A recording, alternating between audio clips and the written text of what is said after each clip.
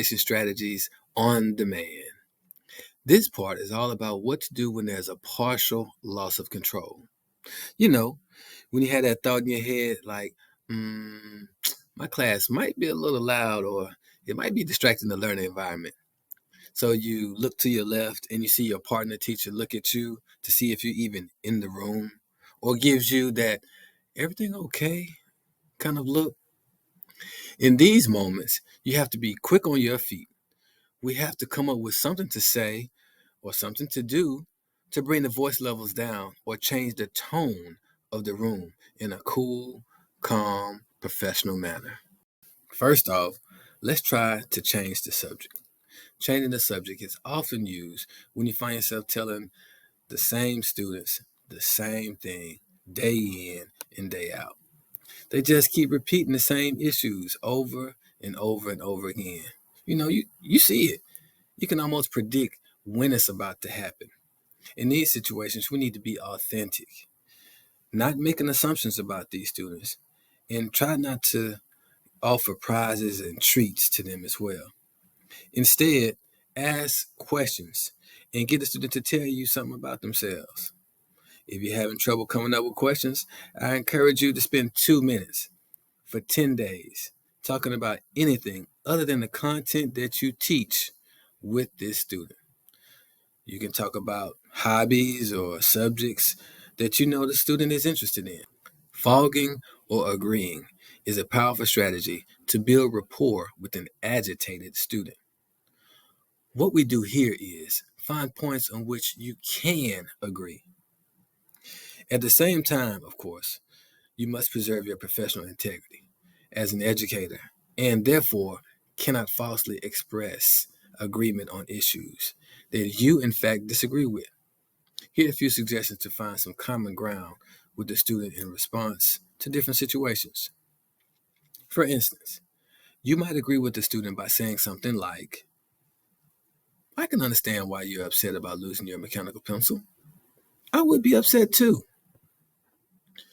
You might agree with the principle expressed or implied by the student by saying something like, I think everybody has the right to feel respected. You might agree with the typicality of the student's response. So, I gather that you were pretty frustrated when you learned that you are no longer eligible to play on the school team because of your report card grades, right? I'm sure there are other students here who feel the same way. And then there's times when you might need to agree to disagree. Now, if you can't find a point on which you can agree with the student or validate an aspect of his or her viewpoint, you should simply state that you and the student agree to disagree. And that's totally okay. With that being said, cooling off time is not time out. We should offer a time to cool off rather than sending them to the office.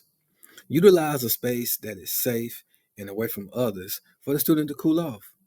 Most importantly, give students a time you expect them to return to their seat. When the time is up, check on them. These strategies are not to force compliance. It is simply to get the students back on the green pathway so that they can learn again. And now we have coupling statements are good to use when you have built a rapport with the student.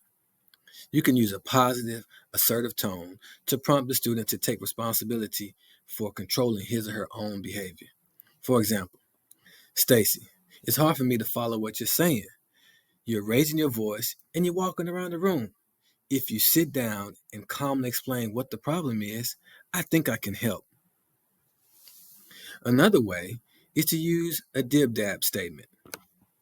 What I mean is describe the inappropriate behavior, which is dib, and then describe the appropriate behavior, which is dab. Dib is what you see. Dab is what you want to see. Here's an example. You're tapping your pencil. I need you to stop and listen. You are screaming. I need you to lower your voice. Reality statements. You and I both know at some point we got to keep it real. We got to keep it 100. We got to give it to you straight, no chaser. Now, I encourage you to try to use reality statements positively. For instance, you can say something like, I know this assignment is not what you would like to do right now, but the sooner you get started, the sooner you will be finished. And at all costs, try to avoid statements like, if you can't get quiet, I'm calling Mr. Bennett. Reality statements should not be perceived as threats. Thank you for viewing the Escalation Strategies on Demand Part 4. Now, stay tuned for Part 5 as we sum up everything with the graphic. We will also discuss corrective options that include restorative practices and behavior management techniques, which may be used alone or in combination with the student code of conduct.